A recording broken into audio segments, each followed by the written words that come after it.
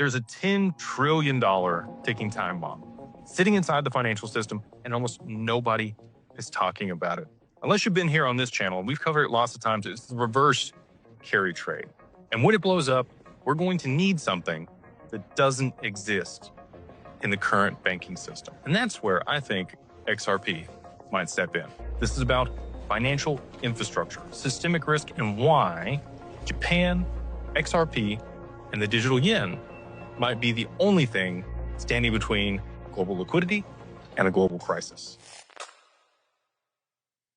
Okay, so if you haven't been here before, we're going to go ahead and go over what the reverse carry trade is. For decades, global institutions have been borrowing cheap yen at close to zero interest rates to buy higher yielding assets in dollars, euros, and other emerging markets.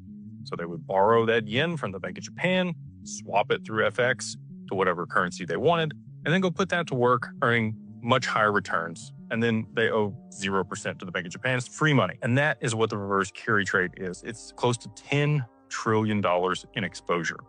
When rates shift or FX volatility spikes, these positions are going to unwind fast. Investors will have to sell off their foreign assets and rush to buy back the yen. So they have to sell in the stock market or gold or wherever else they're positioned, swap back to whatever the currency it was in whatever jurisdiction they purchased it, and then go back through FX to yen before they can repay those notes. So this slams the FX market, the bond market, and credit globally, all at once. So what's going to happen? It's not good, right? It's a tidal wave of capital surging back to Japan. Dollars, euros, and all of the other currencies that people are selling off to swap for the yen crash, and the yen will explode higher. Demand for the yen will be excessive. So US treasuries, they're going to be dumped. Yields are going to spike, and bond markets will break. Global liquidity will evaporate, just like in March of 2020, but much, much worse. The Bank of Japan will have two options. They can either let the yen appreciate and kill their exports, or they can defend the bond market and risk hyperinflation because they're going to have to print a bunch of yen in order to buy those bonds. It's a lose-lose situation, unless they have a third option sitting in the background. So this is where I think XRP might be the missing piece. So instead of dumping foreign assets directly into the yen, flows could be routed from, let's say, US dollars through XRP and then into the Japanese yen. XRP would serve as a liquidity buffer, routing flows around the FX bottlenecks, settles in 3 seconds, doesn't require correspondent banking, and it could scale globally if price and infrastructure allow it. So let's get into what would actually need to take place for this to happen. You got SBI and the Bank of Japan. They would have to have strategic alignment. And we know SBI is Japan's largest and most aggressive fintech institution, and they own part of Ripple.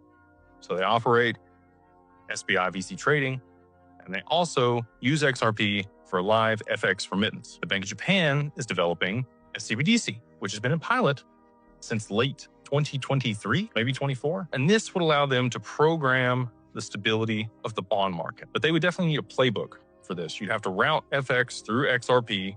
You'd have to be able to issue or go live with that digital yen. You'd have to offer yield or rewards for people holding the bonds, and then absorb capital inflows without destabilizing the yen or bonds.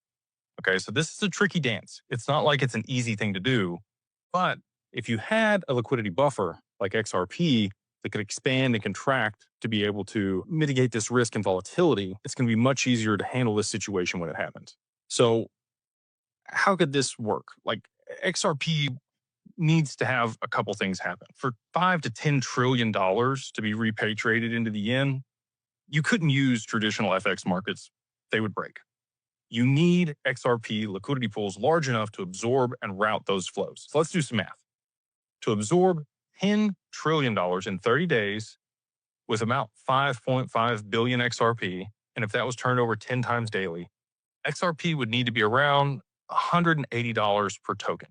This is a mathematical inevitability if it's going to serve in this purpose. The world doesn't need XRP height. It needs XRP liquidity for when this is going to happen. So let's break it down. What are all the things that actually have to happen for SBI, the Bank of Japan, and the rest of the world for this to take place? The Bank of Japan would have to authorize XRP in FX settlement systems. Okay. And we know that they've been building that in the background with Ripple for a long time. So probably in place. SBI needs to build deep liquidity pools